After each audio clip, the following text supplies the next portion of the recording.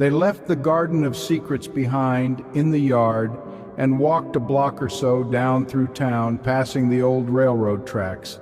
They noted the small library with its treasure trove of books, but this was no day for reading, for the rustic warmth of the barn and the softness of its hay called to them across the lost decades that had passed among them like dust storms.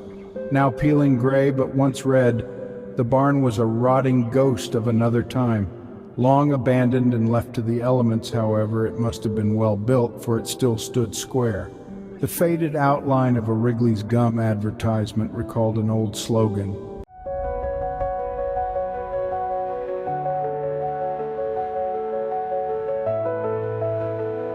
The door of the barn resisted at first, creaking like an Egyptian crypt, but soon gave way, powdered rust streaming down from the hinges. The smell of oats and animal musk escaped and mixed with Angelina's perfume. Inside were rusted harnesses, pitchforks, old lanterns, broken wheelbarrows, tilted horse stalls, and a ladder remarkably intact that ascended up into the heaven of the loft.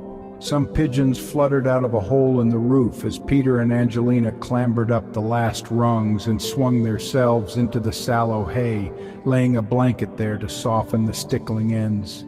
At first they lay quiet, wondering if they had been seen, and sensing that they weren't, exchanged at last the kind of kiss that was free from the all-seeing eyes of children and grandmothers, a kiss that was deep and ear to ear, an offering that was free, open, and inviting to consummation, the end and beginning ultimately of all kisses.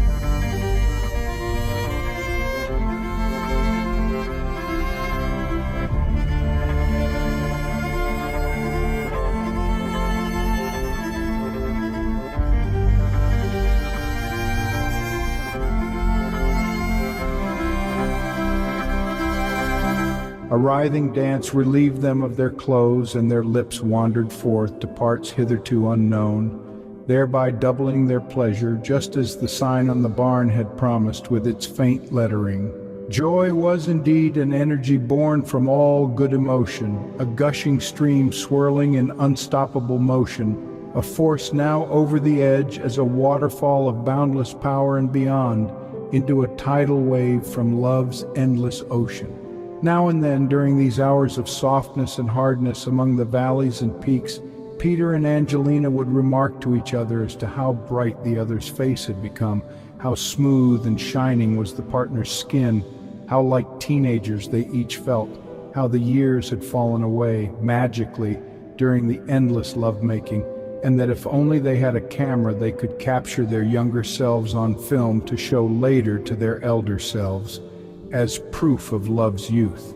But there was no need, for either could see then and there in the sparkling eyes, sweet smiles, and glowing skin that they had indeed become young again.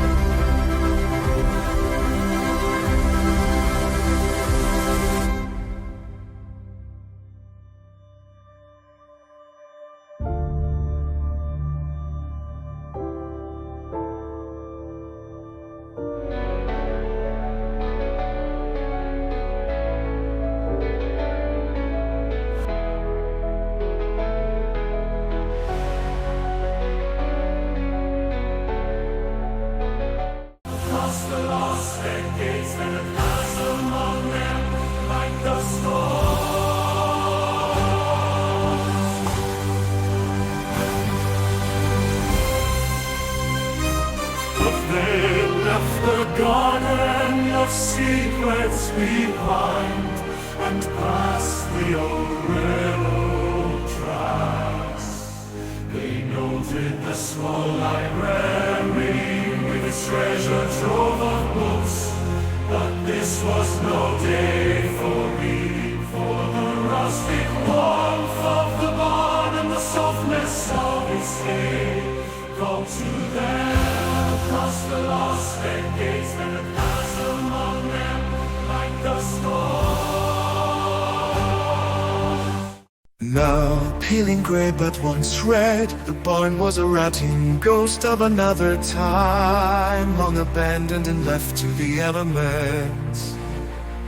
However, it must have been well built, for it still stood square, the faded outline of a Wrigley's gown. Advertisement recalled an old slogan.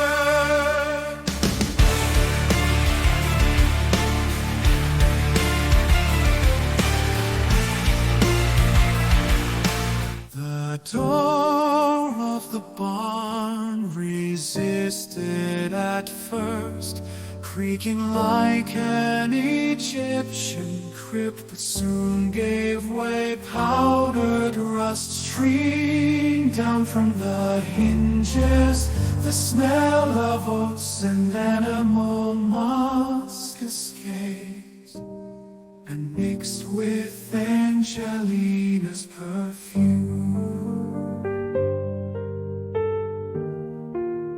Side were rusted harnesses, pitchforks, old lanterns, broken wheelbarrows, tilted horse stalls, and a ladder remarkably intact that ascended up into the heaven remarkably intact, that ascended up into the heaven of the loft.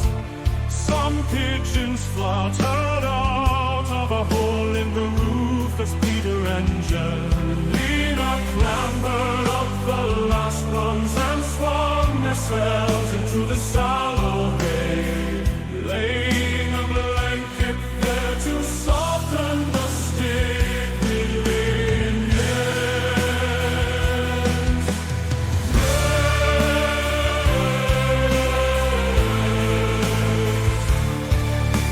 At first they lay quiet, wondering if they had been seen, and sensing that they weren't, exchanged at last the kind of kiss that was free from the all-seeing eyes of children and grandmothers.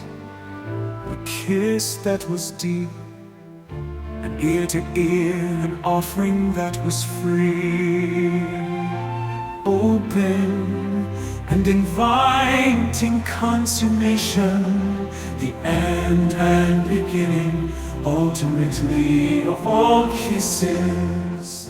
Arriving dance relieved them of their clothes, and their lips wandered forth to parts hitherto unknown, thereby doubling their pleasure, just as the sign on the barn had promised with its faint lettering. Joy was indeed an enemy born from all good emotion, a gushing stream swirling in unstoppable motion, a force now over the edge, as a waterfall of boundless power and beyond, into